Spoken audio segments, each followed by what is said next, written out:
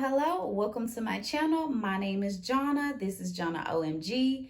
Today I'll be reviewing Real Housewives of Atlanta, Season 15, Episode 4, The Buck Stops in Birmingham. So make sure you like, comment, and subscribe. I'm going to go ahead and get right on into this review. So we start this episode off with Kenya and Mayetta. They're practicing for Kenya's performance that she has at a HBCU classic game. I don't remember if they mentioned the schools. I know they didn't on this episode, but maybe they mentioned it last episode and I didn't catch it. But it is a HBCU in Birmingham. Guess we can do our own research to figure out which ones, right? So what they're gonna do is Kenya Moore. Do y'all remember Kenya Moore hair care? Kenya Moore hair care drumline performance when she came into Marlo's wig event promoting her hair care line. Child, it was a legendary moment. Like, if I can find the clip, I will insert it. Legendary. Anyway. So that's the type of performances Kenya is going to be doing for the halftime show. And child. So Kenya talked about her performance during BravoCon and they rolled the clip back and child, Kenya was on the struggle bus. She was trying to hit a death drop and I was like, girl, I feel like somebody probably had to help her up. Like, she was really struggling during their performance. So I'm glad she got Mayetta like choreographing her something because, yeah. So Mayetta mentioned that she actually, remember we learned that she's a choreographer. So she actually has been a dancer as well. She said she's danced with Joe and even danced on stage with Prince, which I thought was amazing. I love Prince. So Kenya said that she had SE with the Kale guy, the man that owned the Call Me Kale Crazy. I don't know. But Mayetta's friend that Mayetta hooked her up with. So, child, I'm like, okay, well, let's see how it go. Like, she's actually really smitten by him. I'm like, okay, girl. Like, all right, Kenya, just be safe because you was really smitten by Mark. And see how that went. Okay. Anyway, so we move on to Sonya. And she's having a meeting with her mom, her sister, and then she calls her brother-in-law, who is her assistant, on the phone, and she's listing all these things for him to do. Hey, we gotta do this, we gotta do that. Which, I mean, you know, she should. Like, he the assistant, he need to get on some duties, right? But child, did y'all see the sister? The sister wanted, I feel like her sister wanted to say something so bad to Sonya, but she was holding back. I'm like, y'all, this dynamic with the mama and the brother-in-law and the sister all working for Sonya, ooh, I don't know how much longer they can keep it up. So Sonya tells her sister and her mom that Ross, her husband, basically like wants his house back. Like, he just wanted to be him, Sonya, and Deuce. And though, so the sister says in her confessional with the mom that Sonya and Ross both get to like move freely doing their businesses and stuff and not have to worry about like who's going to take care of Deuce because there's always somebody in the house. Either the mama, the sister, the dad is still there. Like, there's always somebody to take care of Sonya. So the sister and the mom agreed that Sonya's like self-centered. I was like, oh, wow. I'm like, how is she though? Like, cause she all like got y'all on payroll. So like, is she self-centered? Like, the business is surrounding her, right? All of the part of the business that they participate in is about her. So I don't know how that makes her self-centered, but I'm sure more is to come. So anyway, we'll move on to Marlo and her nephews, and they're getting ready for a Halloween photo shoot. Marlo says she's trying to get her record expunged because something that happened 20 years ago where I think she like cut somebody in the face. Like, oh, girl, how mad you gotta be? Anyway, so she's trying to get her record expunged so she can purchase a gun just for safety. I think y'all remember last season she ended up having a break-in in her house. So she wants to, you know, purchase a gun for safety, but she can't because of her record. So, y'all, tell me how y'all feel about this. Let me give y'all my 2 cents first. Please comment down below how y'all feel about this. I am side-eyeing Courtney. I'm side-eyeing Courtney because apparently Courtney is the one that's helping Marlo get her record expunged. But I'm like, who is Courtney? Is she a lawyer? Like, She said she works in crisis management, but I'm just like, what is her MO? Like, you are being very nice very soon to me, and it reads ulterior motives here. Like, why are you helping Marlo getting her record expunged? Great duty, but you being awfully kind, and you just met this lady. Like, do you even know Marlo well enough? Like, how you know she deserved to get her record expunged? I mean, I'm not saying she doesn't, but I'm just like, I don't know. I don't know, y'all. Something about Courtney, it just feels like she's trying to get like a leg up from Candy at this point, because you know Marlo and Candy ain't seeing eye to eye. So I just feel like she's trying to like one up Candy or something. I don't know. Am I reading too much into it? Y'all tell me what y'all think below, but I got my eye on you, Courtney. So Marlo mentions that she really just kind of wants to get to the bottom of the shooting that happened at Candy's restaurant, because as you told us last episode, Marlo had a nephew that used to work for Candy in the kitchen, I guess as a chef at Old Lady Gang, and he passed away. He had an altercation with like one of his roommates and ended up, losing his life from that. But I will say that Marlo was like, Candy, she reached out to Candy. Candy was like, oh, I'm sorry to hear about that. But Candy didn't even send any flowers to the funeral, which I'm hoping she does question her on that, because I do think it would have been a nice gesture, especially for somebody that used to work at your restaurant and his aunt Marlo, you know what I mean? It would have been a nice gesture, I think, for Candy to send flowers to the service, but I hope Marla does question her on that. I'm actually curious on what she has to say about that situation. I don't think she has to necessarily go above and beyond. We don't know what their relationship is. We didn't know what their working relationship is. We didn't know what their working relationship was, but I do think it would have been a nice gesture for her to send flowers as an old boss supervisor. So we move on to Chileeee, and she's at the doctor's office. Apparently Chileee's been having some fibroid issues. I'm really glad she shared this. She said she's getting up there in age, so you got to take care of yourself, ladies.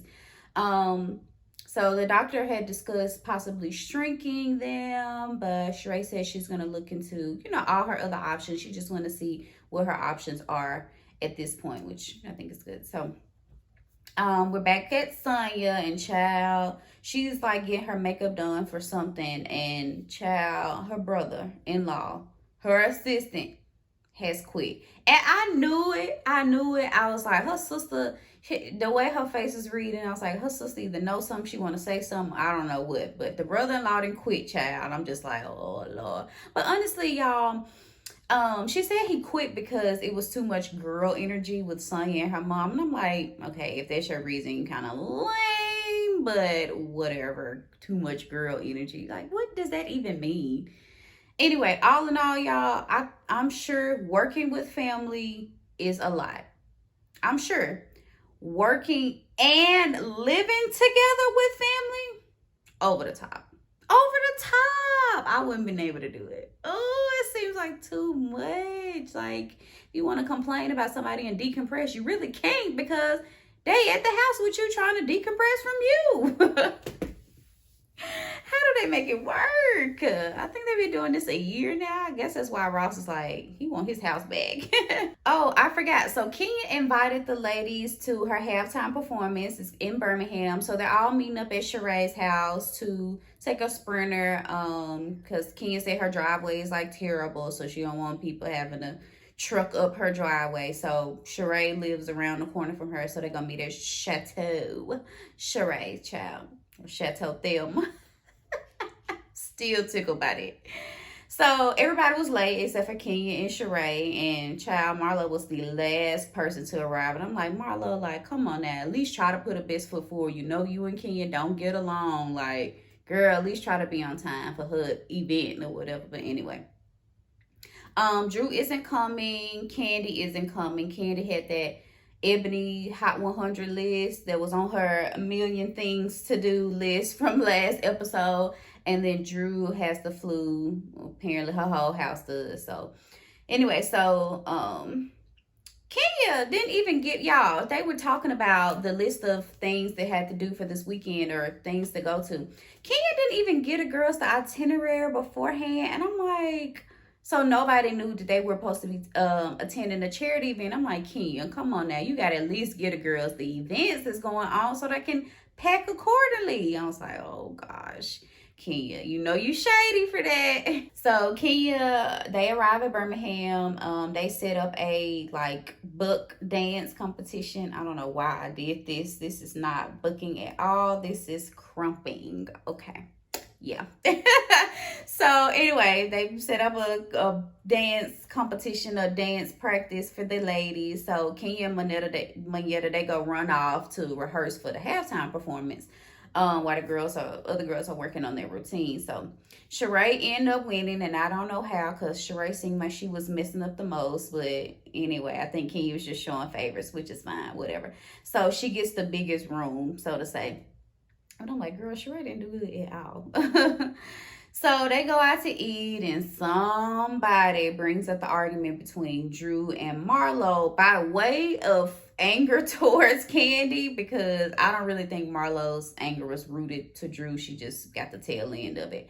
So that's what happened last episode toward the end. So Kenya was trying to give her rendition of the story, and I will admit, like, since Kenya was not there, she probably should have stayed out of it. She said Drew had called her, but I'm like, girl, stay out of it, especially given your history with Marlo. Like, okay. And she was saying that Marlo had got all in Drew's face. She did, but like at the tail end, like she wasn't hovering over Drew at all. Like, it just really wasn't the way that Kenya had painted it. I'm like, girl, you really should have stayed out of it.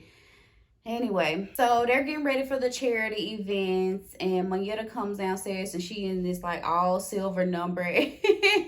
So Kenya wants her to change her outfit for the charity event. She said that she didn't think it was appropriate.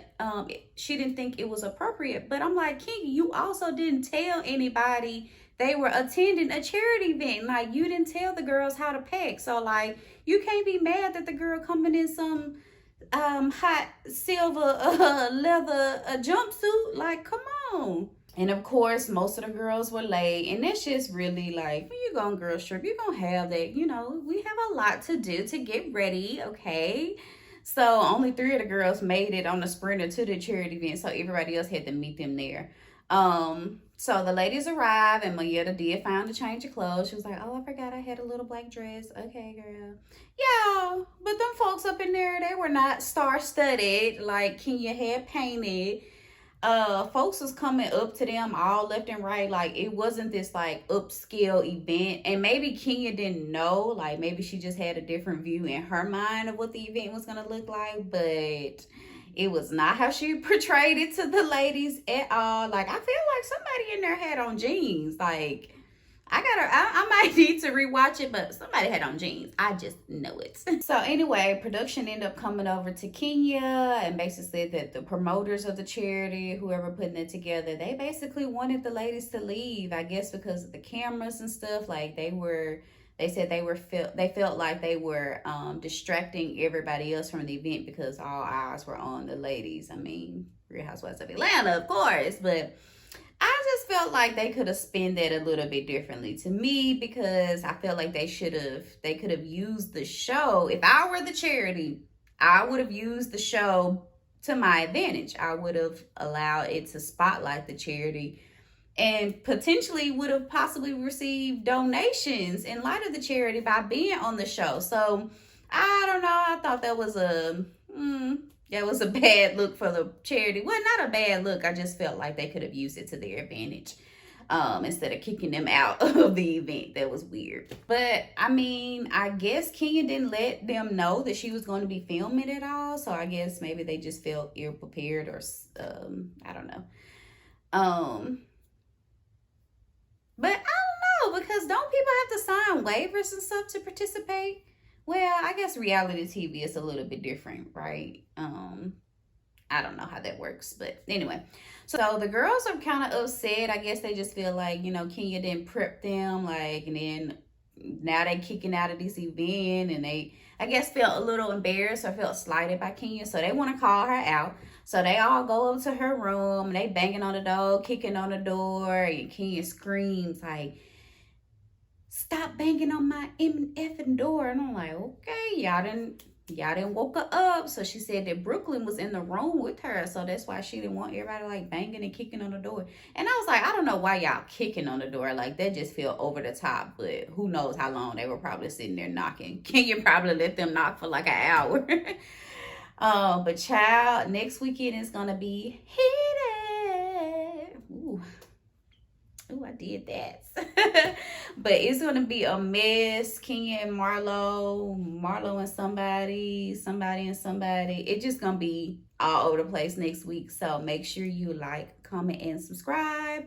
I rate this episode. I give it about a 6.5.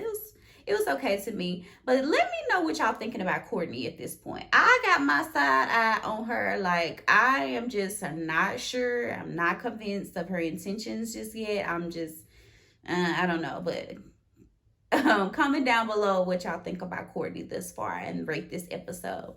And I'll catch you next week.